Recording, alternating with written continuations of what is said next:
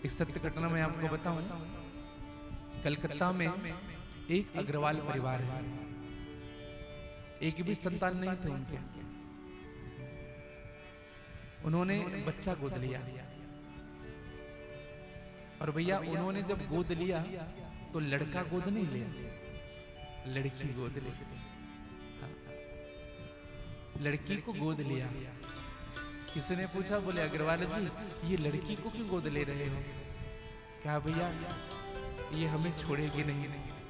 देखो कितनी बड़ी बात कह दी उन्होंने, ये हमें नहीं छोड़ेगी। देखो केवल शरीर से छोड़ना छोड़ना नहीं होता, मन से छोड़ना छोड़ना होता है।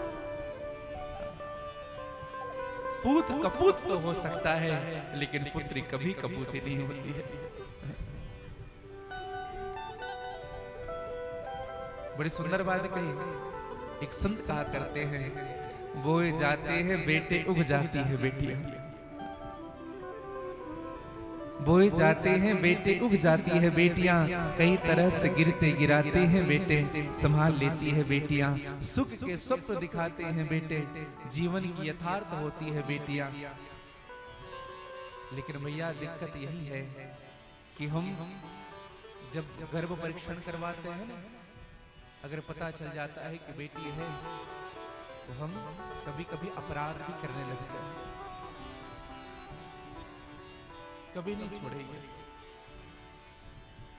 एक एग्जाम्पल देखिएगा खुद के ऊपर, स्वयं के ऊपर एग्जाम्पल देखिएगा कि कलकत्ता में जो परिवार है उन्होंने बेटी अडॉप्ट किया और आज की दशा बताए 3 फैक्ट्री है उनकी, और इन तीनों फैक्ट्री की डायरेक्टर वो लड़की है, वो बच्ची है जिनको गोद लिया गया था।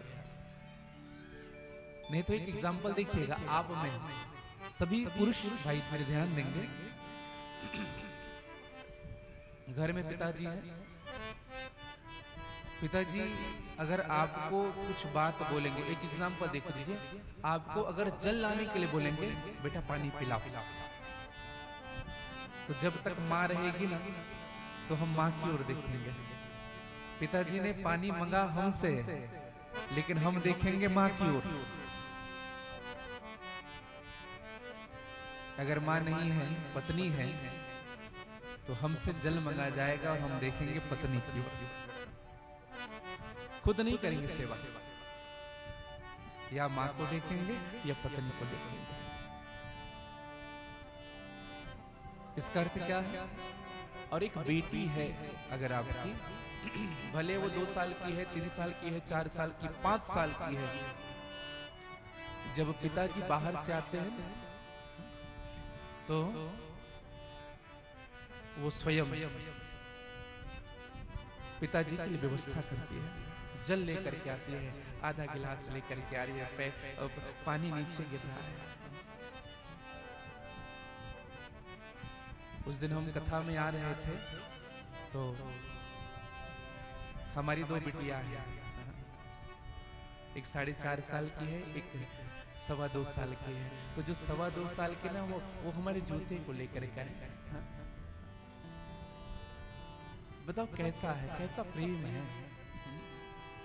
मैं तो सदैव कहता हूं, बेटियों से जो सुख मिलता है ना जीवन में, उस सुख के लिए स्वर्ग भी के सुख भी कम पड़ जाएंगे।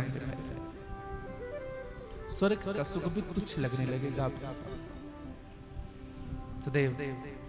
इसलिए सदैव बेटियों का सम्मान करना। और मेरी एक प्रार्थना है सभी माता पिता से, कभी कभी कहने की आदत होती है ना, बेटी तू पराये घर की है, कभी मत कहना बेटी तू पराये घर की है। इस शब्द का उपयोग कभी करना ही मत। हम यहाँ कहते हैं कि तू पराये घर की है, और वही बेटी जब ससुराल जाती है तो उनको कहा जाता है तू पराये घर से आई हुई है। फिर विचार करना उस बेटी का घर कहाँ है? हमने पहले ही पराया घर बना दिया, फिर वहां जाकर के बात सुनती है पराये घर से आई हुई है। कभी मत कहना मेरे भाई बहन, सदैव कहना बेटी तू जा रही है, याद रखना ये भी तुम्हारा घर है, आते रहना। जीवन भर पिता आपके साथ खड़ा है, हर परिस्थिति में माता पिता तुम्हारे साथ है बेटी। और जब तक बेटी घर में है ना भैया, मैं तो कहूं जितना सुख देना है उस बेटी को दे लेना। खूब पढ़ाला लिखाना, जो पहनने की इच्छा हो उनकी उनको पहनाओ, उनको जो खाने की इच्छा हो खूब खिलाओ। विवाह के बाद उनका भाग्य क्या होगा कोई कहा नहीं जा सकता। उनके जीवन का भाग्य क्या होगा। जितना हो सके प्रेम दो। जो फैसिलिटी अपने बच्चे के लिए दे रहे हो ना, वो फैसिलिटी अपने बेटी को भी दो। और मैं तो कहूं अपने बच्चे से बढ़ करके देने की कोशिश करना, क्योंकि उनके भाग्य कहां पहुंचा दे कोई कहा नहीं जा सकता।